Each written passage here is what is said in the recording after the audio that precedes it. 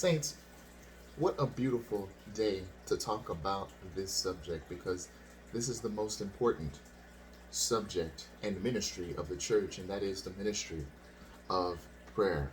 However, it's been misconstrued and mispreached, mistaught, and misunderstood for centuries. And I want to give you the very crux of the misunderstanding and the reason why it is misunderstood prayer so much is because rarely do people add action to their prayers. I've heard it said before that, brother, many times you need to put legs to your prayer. And I'm going to actually add to that. I'm going to edit that statement and say all of the time you need to add action to your prayers. Why? Because God is an action God. We do not know Elijah by being a man of prayer. We know him as a man of action. Yes, he was a praying man, wasn't he? James says the same. However, we know him as a man of action. And this is true prayer. Whenever you're praying for your country, let's say America, and you do not put any action behind it, may I say to you that your prayer is in vain. Notice what Elijah did. Let me say that again. Notice what Elijah did. Look at all that he did. You know the story. You know how he came on the scene. He entered into the king's palace. How did he do that? Huh? And said, it's not going to rain except by my word. That took action. And he addressed the lead of the government at the time.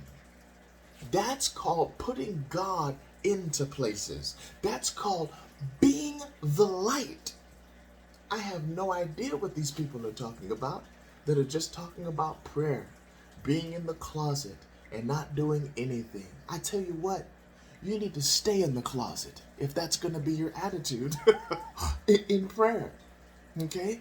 Because God never, ever meant for us to be in the closet and not do anything about our prayer. You see, when Jesus said, believe that you receive and you shall have, that's an action. Believing is an action. Receiving is an action. Notice what John said. Come on, we're going through the Bible today. The Apostle John said, if we know that God hears us, action, then we know that we have our petition. And so today I want to challenge you. Anything that you're praying about, okay? And it's good to have a prayer journal. I have a prayer journal. Make sure that you have a date that you prayed for that individual or that circumstance or whatever it is, and a date answered. Okay? And make sure that you are putting legs to your prayers. If you are praying for an individual, talk to them. You know, I got a chance to see my son the other day. It was a blessing. He got a chance to be around me and we conversed, and it was such an awesome experience. Why? Because this young man knows the value of freedom. And boy, I was just educating him the whole way. And it was just a blast, folks. Okay? What is God saying? Answering prayer. He's answering prayer through my prayers and my actions. You may say you love your country. You may say you love America. But if you're not doing anything, Christian, listen, what has happened in the past? Think about it.